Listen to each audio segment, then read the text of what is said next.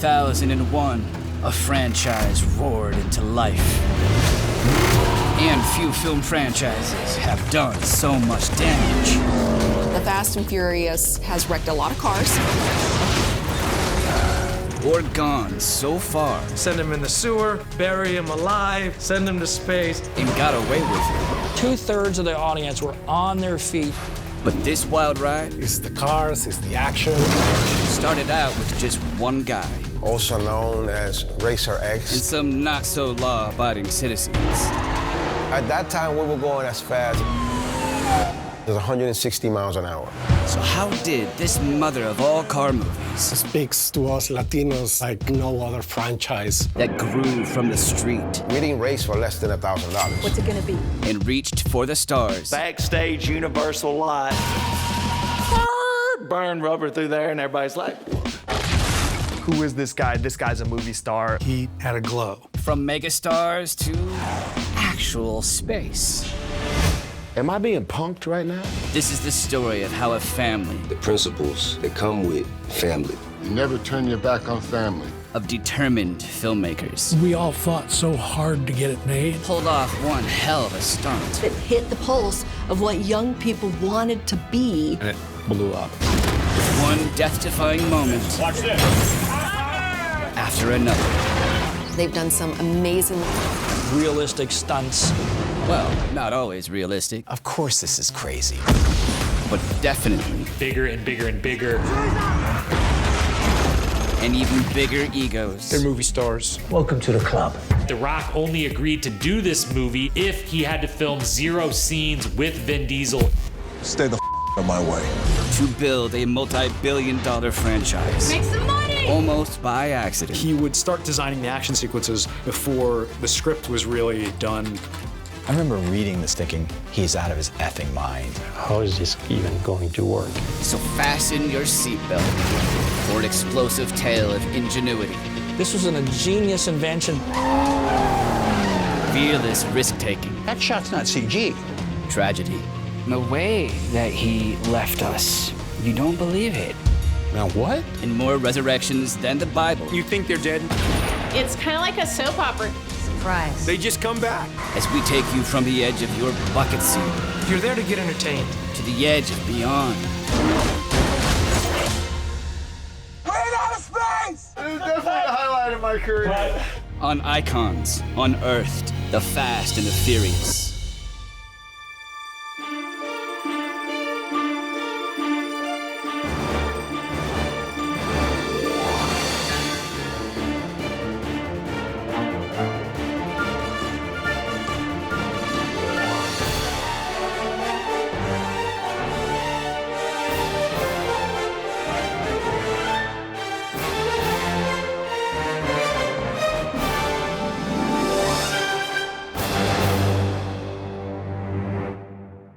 Before we get fast and furious, the start of this story is more slow and steady.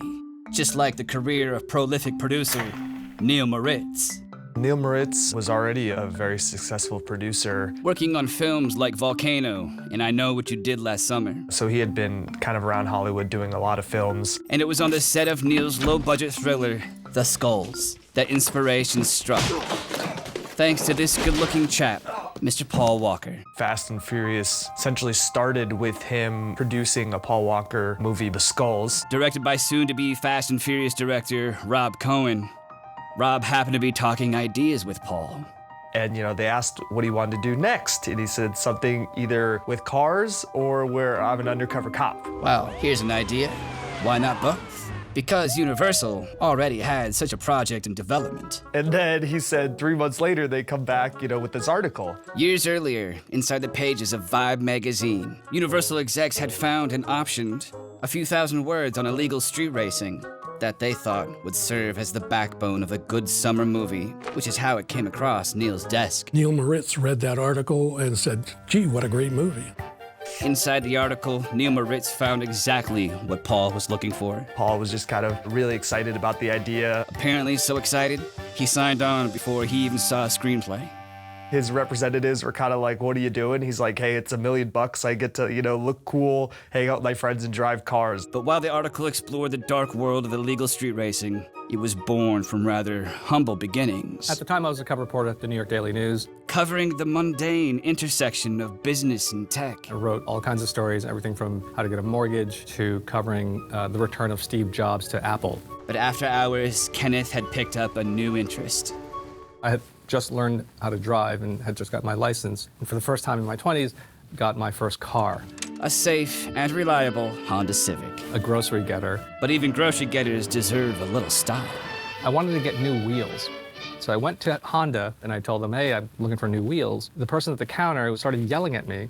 I would violate my warranty and I'd lose the warranty and you can't do that. But then something happened that would change the course of Kenneth's life. He storms off and then his kind of 20-something assistant, kind of sketchy looking, kind of slinks over to the desk, looks both ways, hands me a crumpled up business card. This was no ordinary business card. And it turned out to be a card for his friend, a car tuner in, I think, Staten Island of all places. More than just a mechanic, a car tuner is a wizard who can tune any engine for incredible performance, even the one inside a Honda Civic. Of course, being a moron, I decided, why not? I'll just drive to Staten Island and go to some random person's garage. Turned out to be a great tuner, a great guy. And he taught me about the physics of making cars go fast. I was hooked. Thanks to his new friend, the car tuning guru, Kenneth's eyes were opened to a colorful new world. There were Asians, there were white kids, there were black kids, Hispanic and Latino. They were all sort of united by this one thing they really loved, which was just going fast and looking great. Kenneth had found his tribe thanks to his humble Honda. The Honda Civic at the time was one of the most popular cars for tuners, especially people with very little money. Because of that pure coincidence, it led me into the whole world of street racing. Where fast, maxed-out cars meet a healthy disregard for traffic regulations on dark city streets. I'd lived in New York my entire life. I'd never seen that. And figured since I was a journalist at the time, I should probably write about this. And for this expose, Kenneth searched high and low for someone who'd be willing to share their story. And somehow stumbled into Rafi. Also known as Racer X. Ken started to do the story, and wherever he went, everybody will be mentioning my name. But here's the thing about street racers. I don't want to be seen. I don't care who he is. I don't want to talk to this guy. Because what this person was doing, and we can't stress this enough, was very, very, very illegal. At that time, we were going as fast as 160 miles an hour. And with the fast cars, there was fast money to be made. We didn't race for less than $1,000. But Kenneth wouldn't be deterred. So he actually got a friend of mine to introduce me to him. And right away, Kenneth could tell that Rafi was charismatic, very easygoing, just someone that you'd want to hang out with. But Kenneth's angle was not concerned with the illegal side of Rafi's passion. He saw a bigger story. So I wanted to write a story about people of color reappropriating something that's very deeply rooted in American culture, but also about this one guy rising up through the ranks and trying to get a life and a career out of this. I think it was something very interesting by then, so I agreed to it. For the next 2 years, Kenneth immersed himself in a high-octane world of illegal street racing. He got to see what racing was about and understand it. And there were a lot of kids, obviously, on the street. There were a lot of cars. There were also like families there, but it was like a whole kind of community thing. And for him to come and understand what we were doing without judging us, that was very fulfilling for me. But despite joining the fraternity, there was still one experience Kenneth hadn't yet been afforded. I was building a car and he wanted to get in the car. And I'm like, I'm not sure if you want to do that. Oh, but he did. Like, yeah, I have to feel that's like the last thing, because I've seen it all already, so I want to know what's the excitement. So Rafi straps Kenneth into a hollowed out Civic. This thing has, no interior, no nothing. Totally illegal to be on the streets. Yeah, he's like all strapped up. So Raphael did what racers do. He guns it. And I'm doing like 100 and something miles an hour. He's just scared of that. I nearly pee my pants. Thought I was gonna die. It was the perfect ending. The issue went out. It took forever. I almost forgot about it. And then the studio called. studio execs Scott Stuber, Holly Barrio, and Kevin Misher agreed to option Kenneth's expose. But they did have one reservation. The executive producer asked, "What do you think the story is?" And the wrong answer, which is what I said, was, "Well, you read the story." And so, someone else would need to turn this slice of life in the fast lane into a movie script.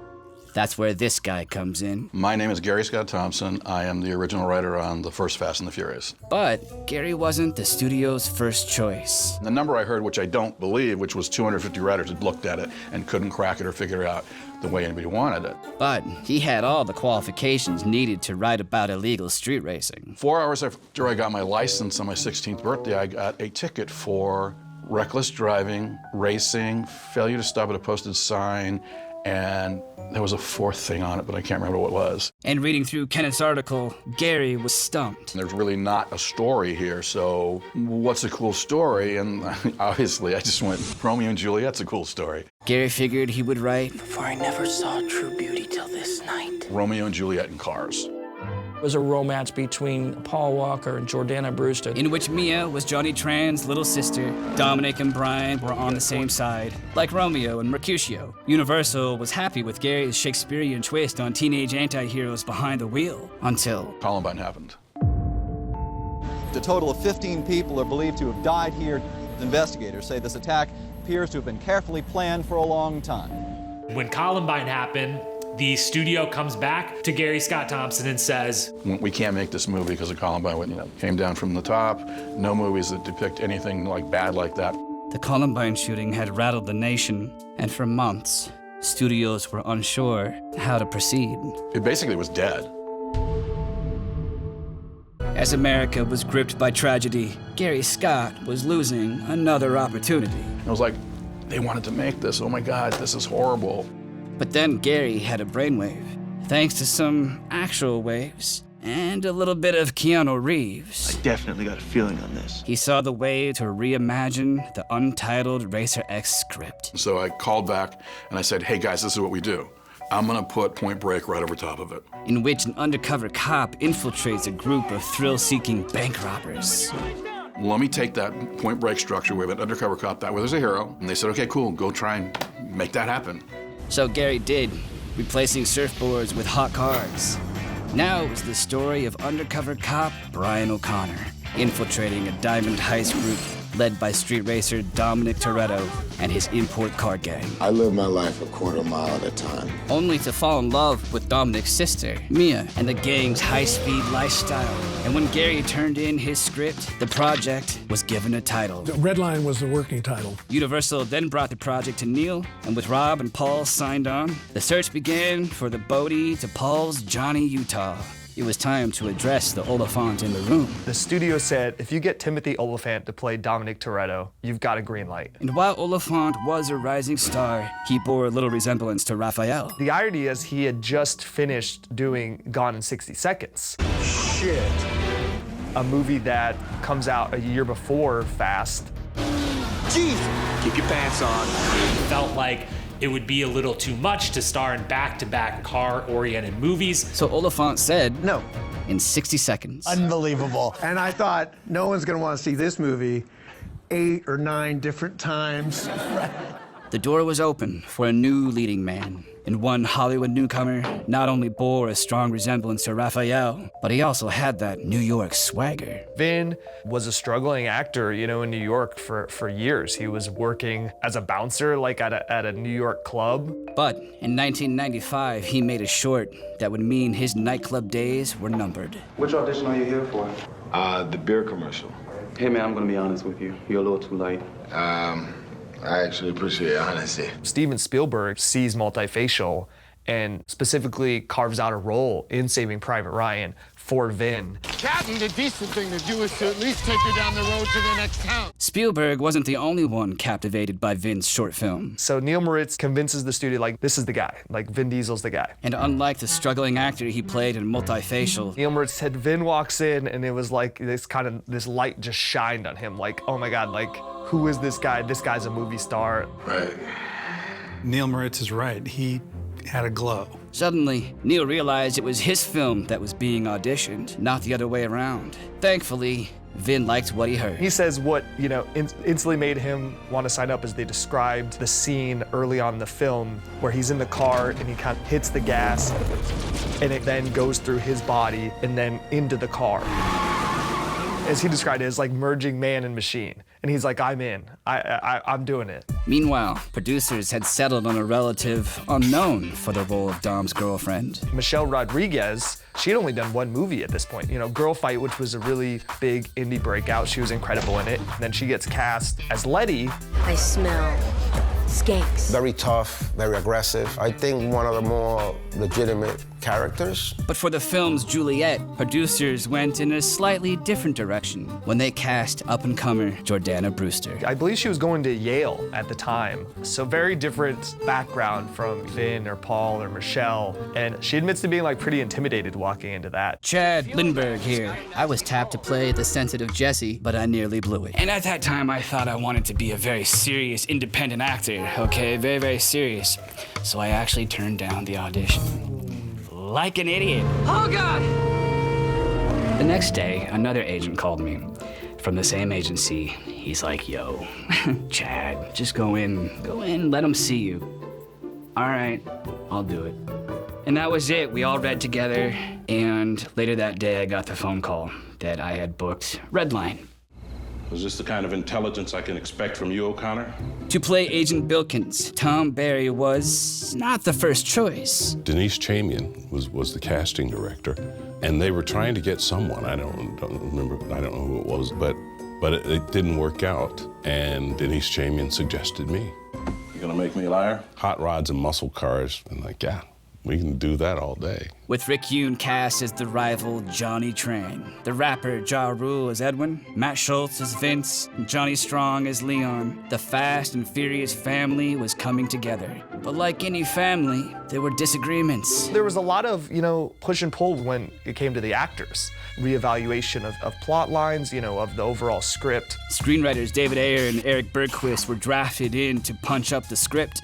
David Ayer was this young writer who grew up on the south side of LA, on the streets, kind of knew this world. And David Ayer basically said, yeah, I'll do this if I can set it in a world I know. That world was a long way from New York. We talked about moving to California because it would be very costly to shoot in New York. So the script was updated to the sunny streets of Los Angeles, and Universal gave Redline the green light. It was a pretty good script, I thought. Even though they continue to make changes, that's kind of normal. As the executive producer, Doug was in charge of making the picture run on time and on budget. I came in, physically produced the picture, budget, schedule, put the crew together. Doug had experience with film logistics, having run Apocalypse Now like a military operation. I love the smell of napalm in the morning. That started my career in the movie business. But even by Doug's standards, coordinating hundreds of cars was a challenge that needed someone who knew how to move fast cars fast. My name's David Martyr, and I was the transportation coordinator. David had seen it all before. I did a movie years ago called Days of Thunder. Hell, I thought this was gonna be a joke. That's how they found me for Fast and Furious, because I could do big car movies. David had the expertise to join the team, but actually, he was already part of the extended family. My wife, Akul Martyr, was vice president of production for Universal Features, overseeing the Fast and Furious, so, nepotism begins at home.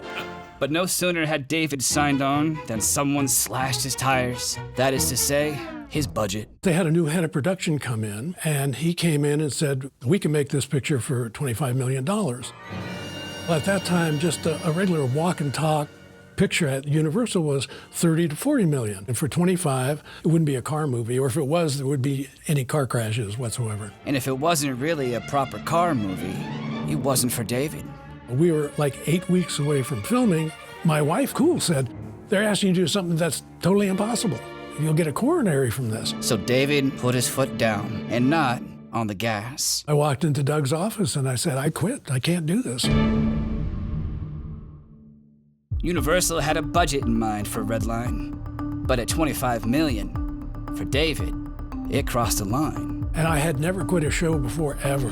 That was all it took to send a message to Universal. And then they must have had some meetings because Doug said, start spending money.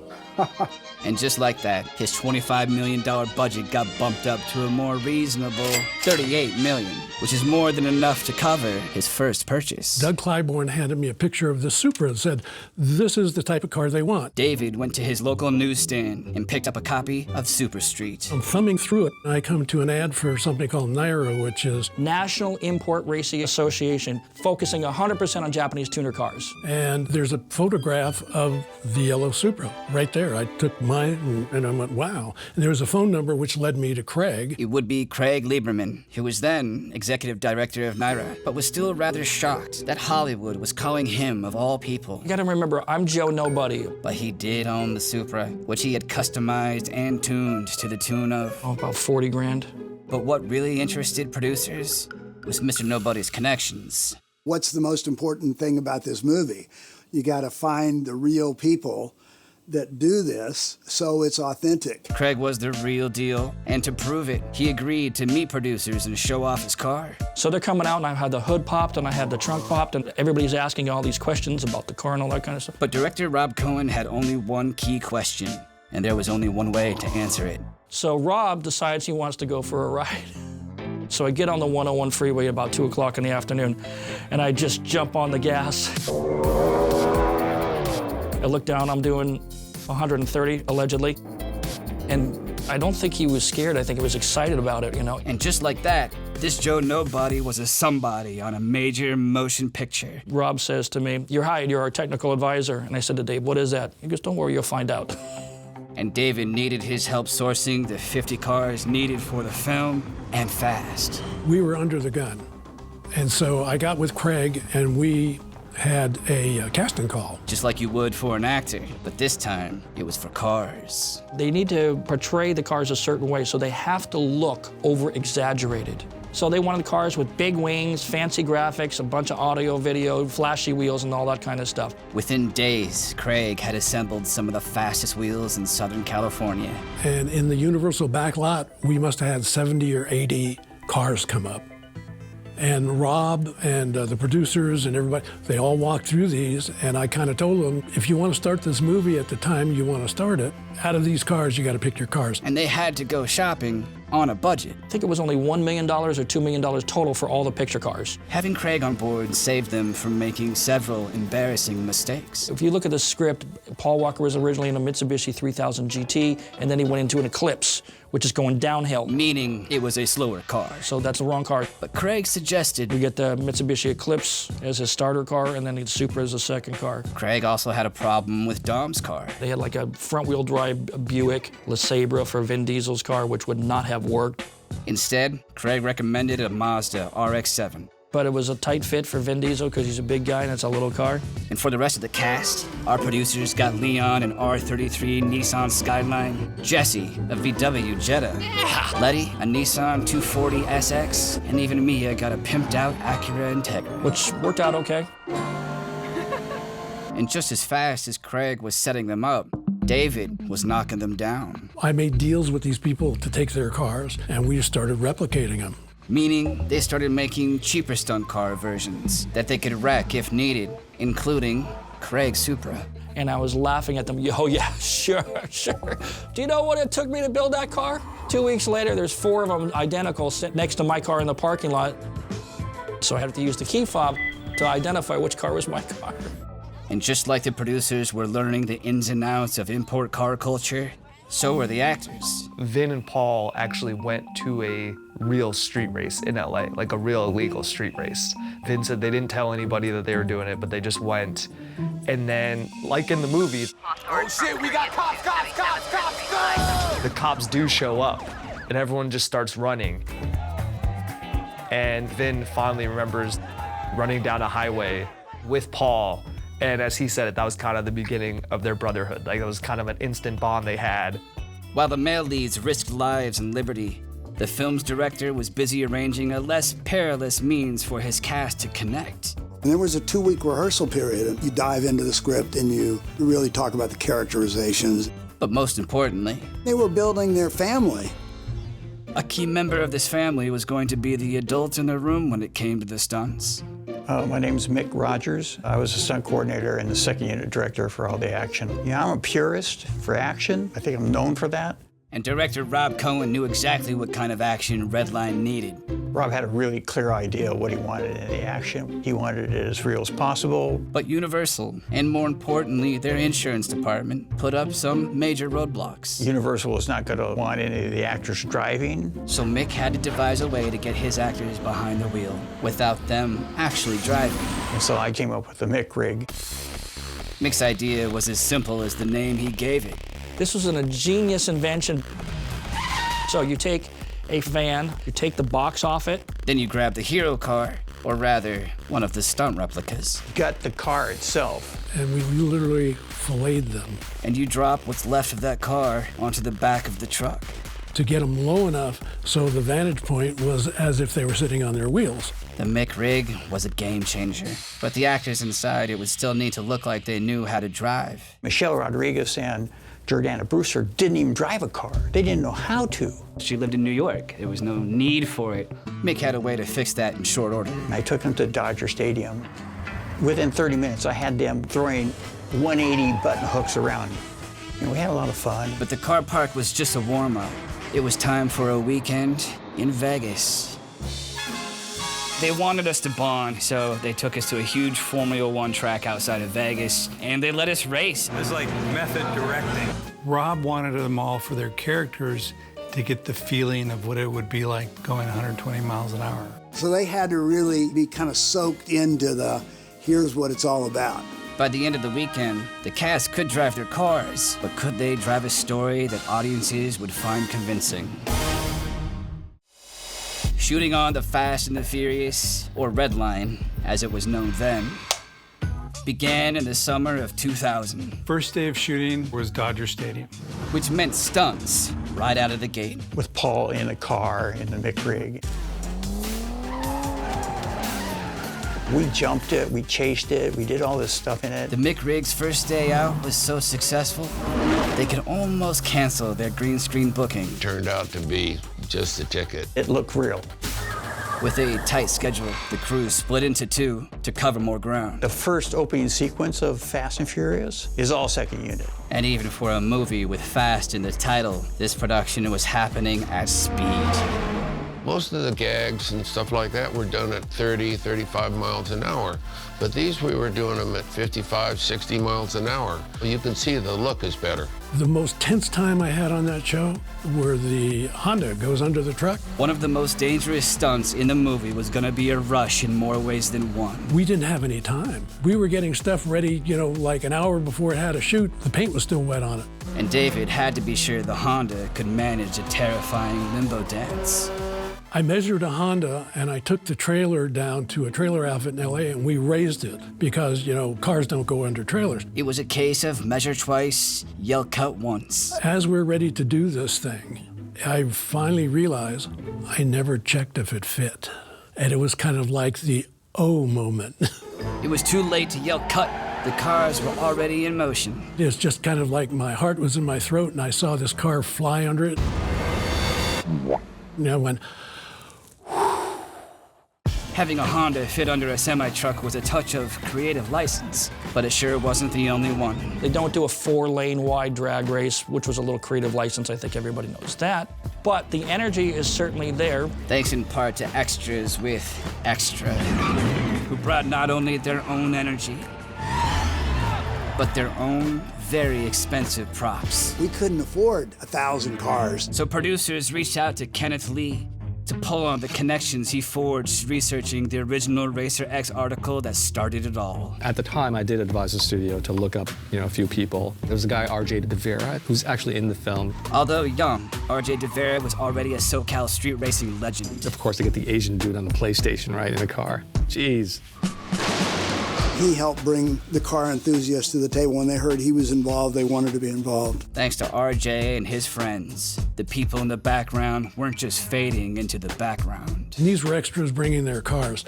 When you have that, especially when you shoot nights, normally you lose about 20% of your background because they get bored, they get tired. But Redline was the rare case where background extras didn't leave. In fact, we started with 50 cars. The next night, we had 100 cars, and the night after that, we had 150 cars. And it became a big street party. It was so much fun, director Rob Cohen decided to crash the party. What the hell's going on around here? With a little cameo as the pizza boy. He's a horrible actor, Rob, just let's be honest. But it's the performance of Mick Rogers that's truly impressive. I had to choreograph and map out where they had the part so I could exit them off the street in 15 seconds. It would have to be a one-take wonder. And by the way, we were liable for any damage done to the cars. And I had to have a meeting, and you're talking to all these people, they're all just having too much fun.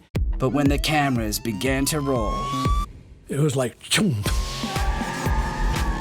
15, 20 seconds, the street was completely empty. Nobody got in a wreck, nobody got killed. Maybe that we had like 2 scratch fenders. That was it from 3 nights of filming. Rob was just like, dude, that was good. I go, we're really lucky, because let's move on. And while safety on the set of The Fast and the Furious was paramount, one death was unavoidable. The joke with my family, with my manager, always, the first thing if I get a part, do you die? Yes, yes I do. The Fast and the Furious would be no exception. Why? Why do you always die? Well, because of this. Because I just have this face that when I die on screen, you feel bad. But dying on screen is sometimes easier said than done. There was a lot I had to hit that day. I had to hit the mark with the car. I'm all loaded up with squibs. I had all this business going on. And I kept coming in and hitting my mark and then just not quite bringing it. I am so sorry. So Rob Cohen comes out and he goes, come on, Chad, give me one of his, come on, really. So I'm like, all right. So the last one, I finally bring it in, I come in hot, I do my thing. What were you thinking, man? I don't know. I'm panicked. I'm sorry. And without a doubt, I kill it. Or rather, Johnny Tran kills him. And the one thing I remember is Paul Walker running out of the driveway in front of everybody and gives me a big hug. And he's like, that was amazing, bro. That's just the kind of guy he was, you know what I mean? But while the action on set was good, what David Martyr was hearing from Universal was not. I have an inside track because of my wife, and she used to go to dailies. And all the film they were seeing of Fast and Furious was Paul Walker and Vin Diesel talking and walking. It wasn't very exciting. Studio execs over at Universal were starting to get a little worried. Universal thought their big summer hit was Josie and the Pussycats. And they just thought Fast and Furious was just like, it's a flop. So Cool went to Rob, and she said, the picture's in trouble. Universal had gone cold on its summer blockbuster. Luckily, Cool Martyr had a suggestion for director Rob Cohen. Why don't you make a trailer of all the B-roll, the stunts, put a driving soundtrack behind it, and show that at dailies? Cohen liked the idea, and he did. Every action-packed moment was put into a trailer. When you drive fast, you just need music that'll match your intensity. Effectively repitching the movie to the studio. And it was killer. So what do you say? Am I worthy? The Universal hierarchy went. Wow. I just felt the whole tone change. And it wasn't just the tone that changed. Inside information from my wife, they upped the budget to $42 million. With millions added to the budget, the film now had every chance of being a hit. Speaking of hits, while producers continued to fight for their film, their leading lady was coming out swinging in more ways than one. Michelle Rodriguez was fighting from the beginning to do better for her character. And director Rob Cohen liked what he saw. Michelle had just come off Girl Fight. And so Rob said, well, I'm just gonna have her throw the punch, because... And she threw this tremendous fake punch that looked so real. This character of Letty, she's not just gonna stand by and like watch her crew get in a fight and just like be on the sidelines. She's gonna mix it up. She's gonna get in the action. Why don't you girls just pack it up before I leave tread marks on your face? But Letty's best maneuvers were so daring, they needed a stunt woman worthy of the character in every regard. I'm Debbie Evans, and I'm a stunt performer. Mick Rogers called on Debbie to reprise the first act centerpiece stunt, going under a truck. And he goes, your character has to drive underneath a semi-truck and then get hit and flip off the side of the road. and she just happened to be perfectly qualified for the job. I said, well, I've driven under a semi-truck before, and he went, what?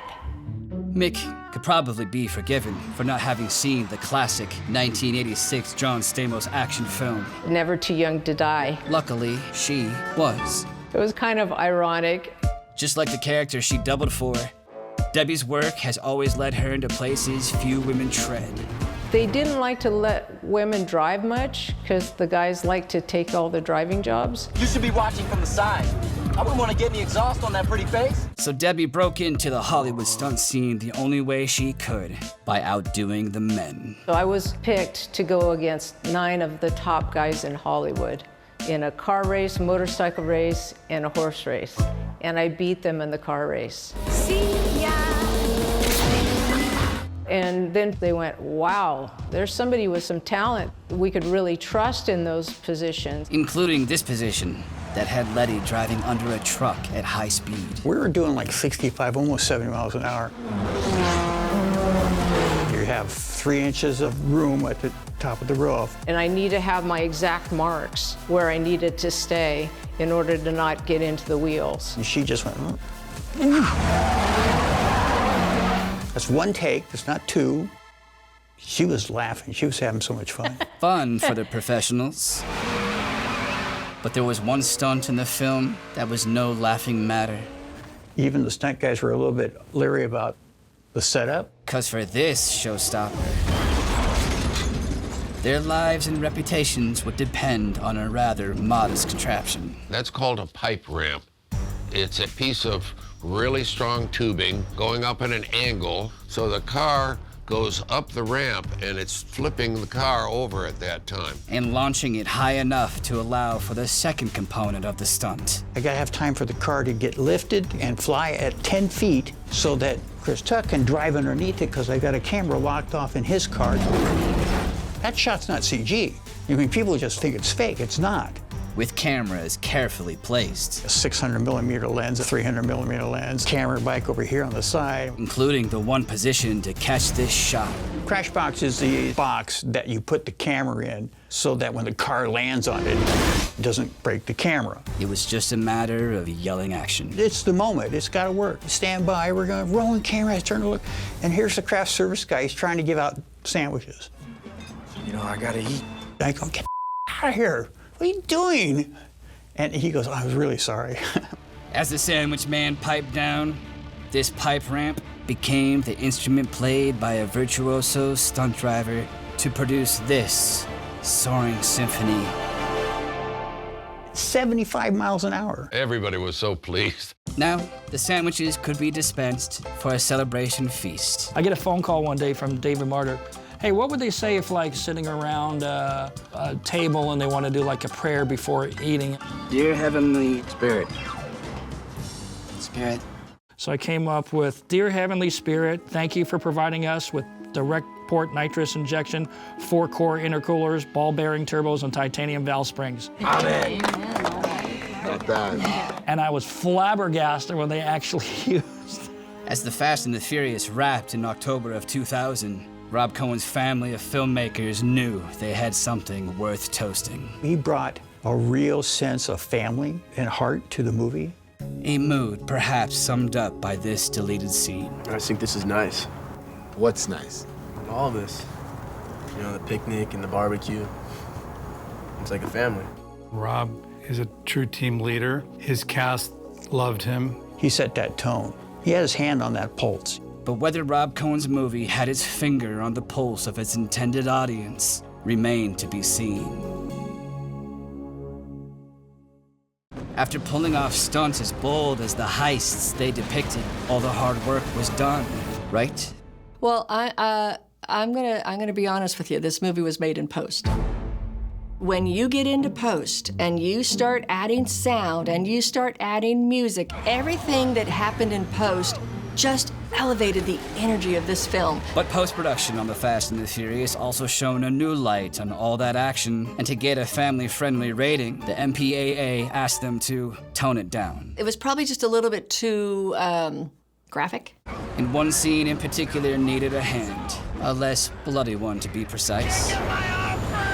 We're working to try to earn our PG-13 rating. Alongside editor Peter Honus, director Rob Cohen had to find a way to tone down the gore without compromising story.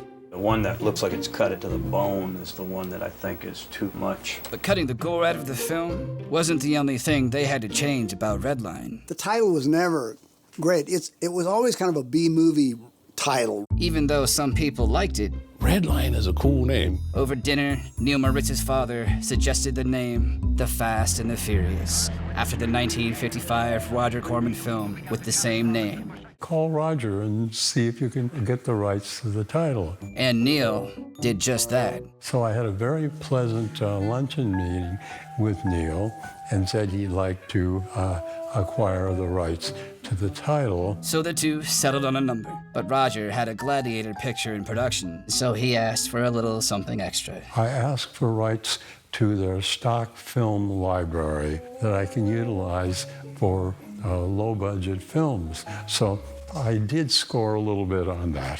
With that deal, both filmmakers were able to finish their works of art. On June 18th, 2001, Universal Studios debuted the newly titled The Fast and the Furious to rapturous audiences. I didn't expect this. This is pretty unreal. We knew we had a hit when every kid got in their car and they peeled out of the parking lot. We're like, what did we just do? These guys went crazy and tires are screeching and you get the sense that the movie has gone home with them. All signs suddenly pointed to The Fast and the Furious being more than just a hit. Blew up in the craziest way. It was all those car owners. Remember the first scene with the Honda Civics go under the trailer? 2/3 of the audience were on their feet cheering, and I have never seen that in any movie. This movie, that started with a $25 million budget, had graduated to blockbuster status in a matter of days. We all fought so hard to get it made, and so when it came out, you were like vindicated.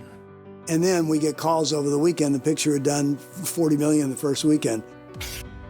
Just before the movie came out, my mom said, "Chad, you want to have a screening back home so all the family and friends can come see it?" And I literally said these words. I go, "Mom, no one's ever gonna see this film." But people did come to see it, not only to see the cars they were madly in love with, but to see themselves and their culture reflected on screen. And I think that's why Fast and Furious became such a phenomenon, because it hit the pulse of what young people wanted to be, and they now had a role model. Anywhere that I went was just a scene, and then I knew, oh, this is different. I said to my wife, I said, I think they're gonna have a cult classic. And no one was more shocked than the executives at Universal. They had no idea. No one really thought much of it because it was, as Neil Moritz said, it was like maybe the cheapest movie Universal made that year. And as for that film that Universal thought was gonna win the summer, You don't see any Josie and the Pussycat franchise.